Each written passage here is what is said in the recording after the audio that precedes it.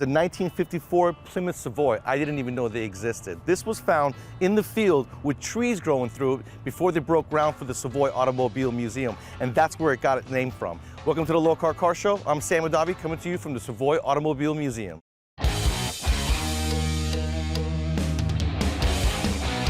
Welcome to the Lokar Car Show. This is gonna be one awesome car. And I said, it doesn't even run yet. And look at it now, it's amazing.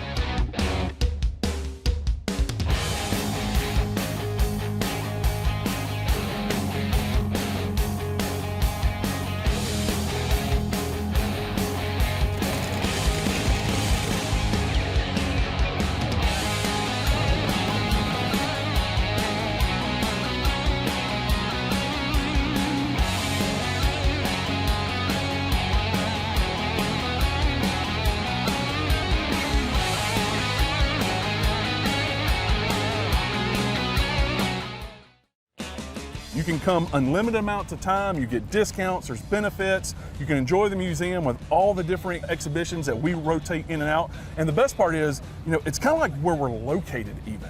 You've got Atlanta just about 45 miles south of us. Yep. You got Chattanooga 60 miles north of us. We're 20 miles from Buc-ee's. Yep. Right here in Cartersville on I-75. And the displays, they change, they rotate. How often? They do. So we set up a rotation where we change one display gallery every single month. I'm here with Bruce Patton. He is the curator here at the Savoy Automobile Museum. Now, what does that job exactly entail? So as a curator, I'm responsible for all the vehicles that are here, also all the artwork that's here at the museum. But here at Savoy, we do a lot of themed exhibits. And so I'm responsible, along with help from my executive director and my director of development, to come up with themes for the different exhibits that we do in the galleries. And so throughout the year, we'll do 12 different themed exhibits here in the museum. And so there's a lot of cars coming and going. We have around 125 or so cars in our collection. We try and use our cars first for all those themed exhibits, but a lot of times we don't have all the cars to fit that. And so what we'll do is I'll get on the phone and call either other museums or private collectors to find those particular cars that fit those themes. And when I run out of my resources, then I'll go to people that we know through the different concourse events and people that we've learned about throughout the time to ask them if they know people. And so what helps is we've put together a little presentation about the museum. And so for people who haven't seen this museum before, they can open that up or go to our website and see what the museum looks like.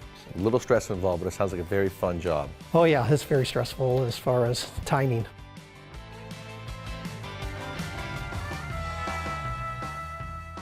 So our mission statement is connecting people to the cultural diversity of the automobile.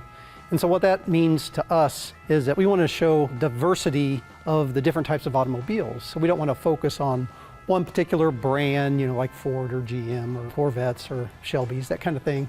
We want to continually change to different themes here inside the museum and be able to show all those different types of automobiles. Like the movie exhibit that I saw, the movie car exhibit. Yeah, so we just had the movie car exhibit. We just changed it out last month. While we were there, we had like the Rain Man car was there. We had the 58 Family Truckster. Family Truckster. We had the 58 Impala from American Graffiti. Those are cars that we don't own. People were kind enough, like Wayne Carini loaned us a couple of cars. Ray Evernham loaned us his 58 Impala from American Graffiti. The memories it brings back when you walk into an exhibit like that, as someone who remembers all those movies, was so cool. Oh yeah, it's just like the Women in Motorsports, right? So we had the Women in Motorsports here too. We had Shirley Muldowney's Top Fuel drag car going right down our entry hall. We had that. We had Kristen Lingenfelder. She had loaned us her 23 Z06 that she races. So luckily enough, Ken, her husband, loaned his Z06 so she could race that during the season while she loaned us hers just for the Women in Motorsports. It's so cool that you guys actually show it and exhibit it here in the halls. That's so awesome. I absolutely love this. Check this out, a Porsche mouse for your computer. We'll be right back with more of the Lokar Car Show.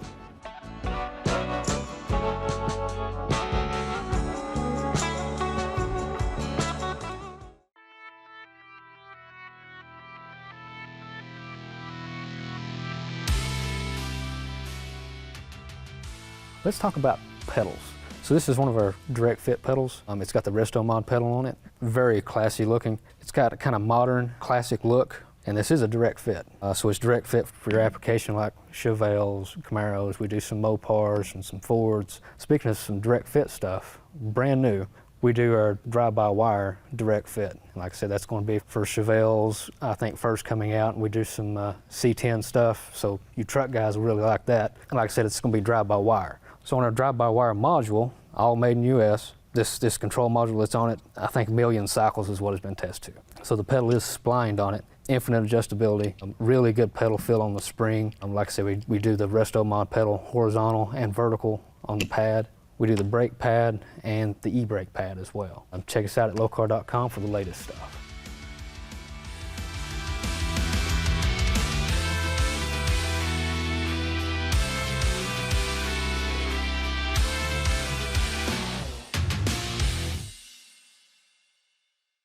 I am in the Weinman Mineral Gallery, and behind me is the sort of mill that you would use when they would separate the minerals from the rock. And some of those minerals are going to be used in brake pads, catalytic converters, and even lead-acid batteries. Welcome back to more of the Lokar Car Show, brought to you by the Savoy Automobile Museum. I look at this and I see Americana. Exactly. I mean, Packard, that was a luxury brand back in the day, right? What you'll notice as we're walking around is, like we do with all the galleries, we spread the cars out so you can walk all the way around the cars. We only use stanchions if the person who's loaning us the car wants us to put a stanchions. And we do stanchions, they're always the low 16-inch, low profile. Now, one of the things we were really thinking about when we put the museum together was we see the cars as art. And we want people to be able to take pictures of the cars from all the different angles. So this is a perfect place for you to come and take pictures of the cars from any angle. The only thing we ask is just no flash photography. So you can kind of see in this Packard exhibit, actually half of these cars are the museum's and the other half we borrowed. I tried to stay fairly local, except I had one really special car.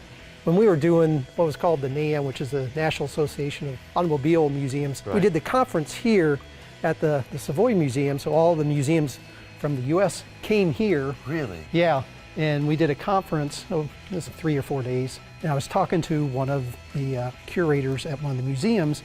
They said they had this special Packard, and it's in part of this here. Really? Well, let's go take a look at that. Yeah, let's go take a look. And so it's up here in the front.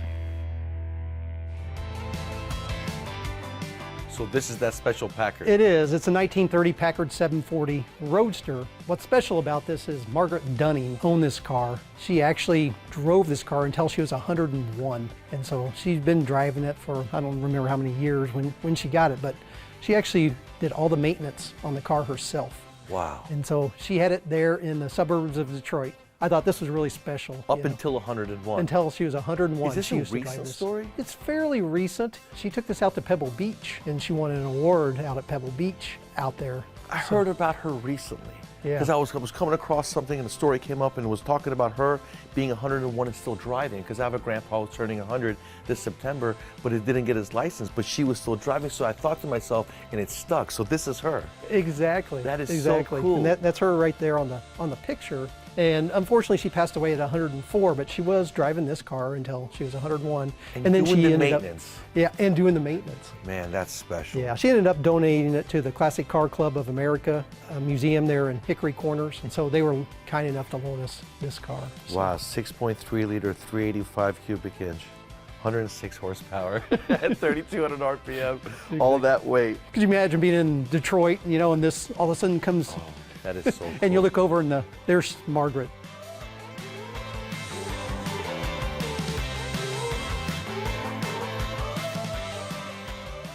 It's so cool to be standing next to this huge rotary engine. It makes 1,425 horsepower. I am in the Science in Motion exhibit at the Tellus Science Museum. We'll be right back with more of the Lokar Car Show.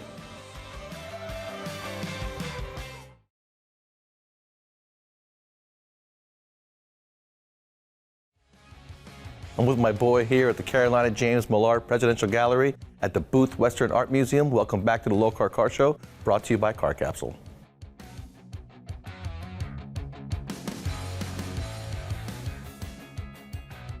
How cool is this, Bruce? Oh, yeah. Oh, you like our theater? This is just one of the amenities you got here, right? Oh, exactly. This theater seats just under 300, 297. Wow. Typically, we'll try and have a monthly program that'll match one of those themed exhibits that we were talking about. We also use it for movies. So once a month, we'll have a car-related movie in here.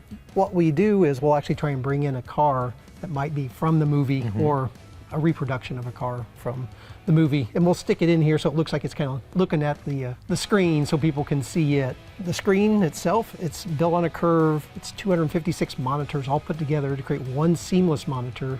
It's 18 feet by 33 feet, and it's 4K ultra high def. Right now we're in the Savoy Collection Gallery.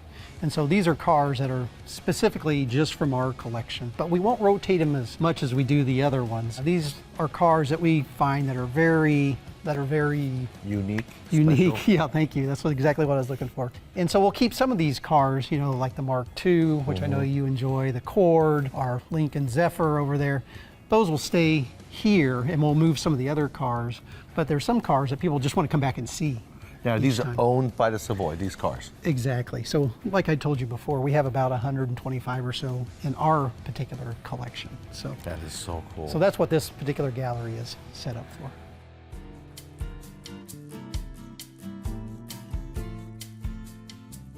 We have a beautiful 1939 Lincoln Zephyr that's got a very cool story behind it as well. Now, what made these cars so iconic and so desirable? So this is kind of the height of the Art Deco movement. So the 1939 Zephyr, actually a lot of the Zephyrs, not just 39, but as you can tell with the particular style, hot rodders love these things because they love to go ahead and lower these things, chop the top. They look so cool when they were customized. Yeah. But they also look cool in their original form. I mean, it took us, I think it was 3 years before we were able to find one that hadn't been, you know, cut up. Right. And we actually had to go all the way to Canada to find this one for sale. Because you hear about this Lincoln Zephyr, and so many people are always modifying them. That's the only ones you see. And like you said, it's really cool to see where they originated from, because it's very rare to see one. Exactly. I mean, you look at this, it's really only 2 people. It's a 2-person car, but you see how big this is. Now, this has a very special item underneath the hood on the engine as well. Yeah, not only the V12 that's in here, but this has a period correct Edelbrock 2 carburetor setup. Wow. You know, Edelbrock came up with the idea, hey, we need another carburetor on here, so they did that. It's cool to see the Edelbrock addition on there, but the rest of the car remain exactly the same. Yep. So they must have done that because of power and also fuel economy.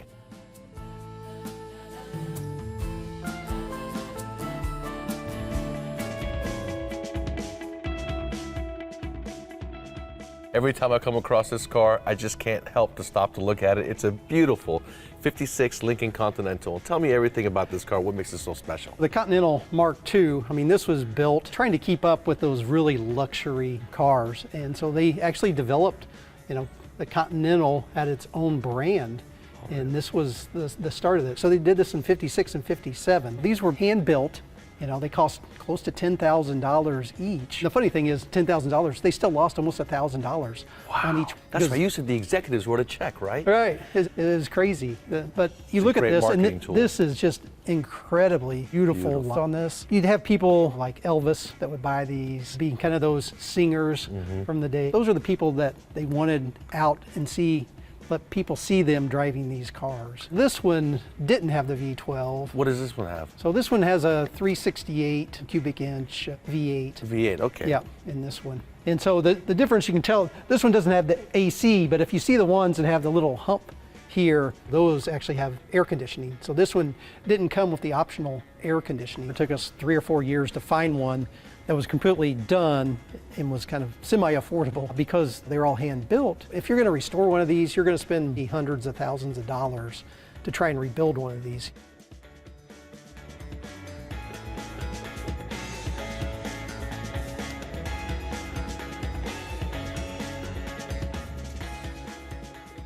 We'll be right back with more of the Lokar Car Show.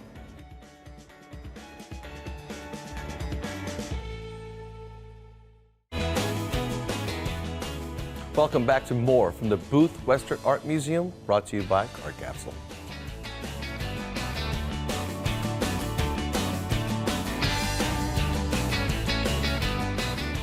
Now, you said you have 3 other museums within your Savoy team. We have 3 other museums. We have History Museum, we have Western Art Museum, and we have the Tellus Science Museum. The Booth Western Art Museum, they have a President's Gallery. It has a picture and a signed letter from every president, all the way from Washington until today. The Tellus Science Museum, both are Smithsonian affiliated museums. With Tellus, they actually have a moon rock from NASA. So it's dinosaur bones, geology, a lot of NASA stuff. And it's very, very hands-on. This is our storage facility. What do you think? I can't believe it. Kid in a candy store. Oh, you know what I yeah, mean? This yeah. is incredible. There it is right there, the Savoy Great Race Car. Yeah, she didn't quite make it all the way. How many triple racks do you guys have? So we have 49 of the impact triple lifts. Wow. And we have 125 or so cars in our collection. But we use this space for logistics, right? We were talking about, we have the 5 galleries and then we change 4 of those galleries and we do rotating themed exhibits. And so every month we're changing out an exhibit. So we need this space for cars to be coming and going. A lot of times, like I said, in those themes, we may not have cars from our collection, and so we'll have to borrow them. And so what we'll have to do is have the cars show up here a couple weeks before the exhibit, and we'll get the cars ready. And then when we pull the other cars out of the exhibit, we need a space to hold them until the shipper comes and picks them up. This is a temperature-controlled environment. We don't have to worry about kind of the humidity. Moisture and rust or anything like that build up. We actually have a detail bay where we clean the cars, and we'll do as much as an owner will allow us to do. And this is your detailing finishing bay for anything that needs to have some work done? Exactly. So we'll do minor mechanical. So as you can tell, Yeah. carburetors, brakes. You call this minor mechanical, but that is an old school, very Very intricate old school, yeah. carburetor right there. Look at that. This is a Porsche setup here. Wow. So, yep. I would have to say that hot rodding started with Moonshiners. That was the main thing. I mean, you take a look at this right here, and like Yeah. you said, it's all about the powertrain. They didn't care what the body looked like. They actually wanted to be inconspicuous, right? Exactly. And this has an old school blower on it. It looks like an aftermarket carburetor on it. This thing's ready to roll. And I have to say, that's where, like we talked about earlier, NASCAR comes from. So what era was the moonshining? What was significant about it? Well, I mean, moonshining really started back in the 1800s is when really moonshining started. But people really think of it back as soon as Prohibition, and after Prohibition is when people really think about the moonshining, when it kind of got really big. When Ford came out with their V8, and that really helped a lot because then they could get away from the police. Yeah. And the thing that people don't realize with the moonshiners is whenever they would get caught with the police, the police would either typically pour it out right there, but if they gave him a ticket, the moonshiner, he would just show up. When he was asked to show up, they were very polite to the police. It wasn't this always fighting them or shooting at them or that kind of stuff. Typically, they'd try to abandon the car and just get away. But if they did get caught, they would just show up at the court whenever they were told. I thought moonshining straight came from Prohibition because you couldn't have the alcohol, so they came up with ways to make their own. And it was illegal, so they had to run and sell and all that stuff. So I did not know it was before Prohibition.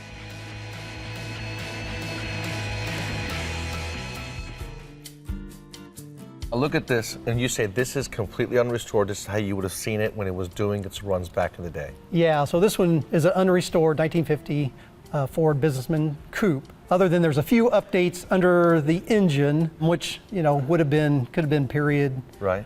But also I think there's a couple updates on the radiator. This was 70 years ago, right? Yeah.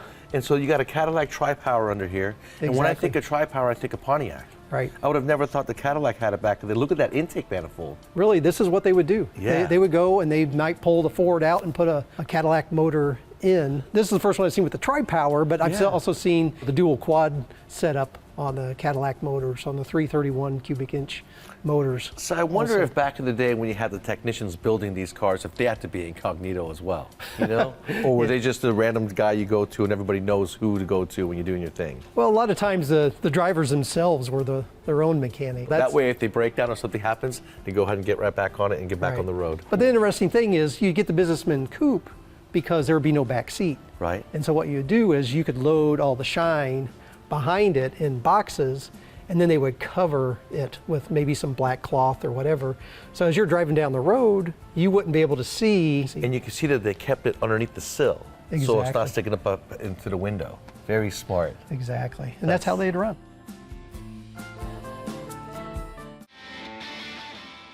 Hope you guys enjoyed everything we showed you today, from the Savoy Automobile Museum to the Tellus Science Museum and here at the Butte Western Art Museum. Grab the family, grab the kids, come to Cartersville and check out the GMI cluster of museums. For me, that's a wrap.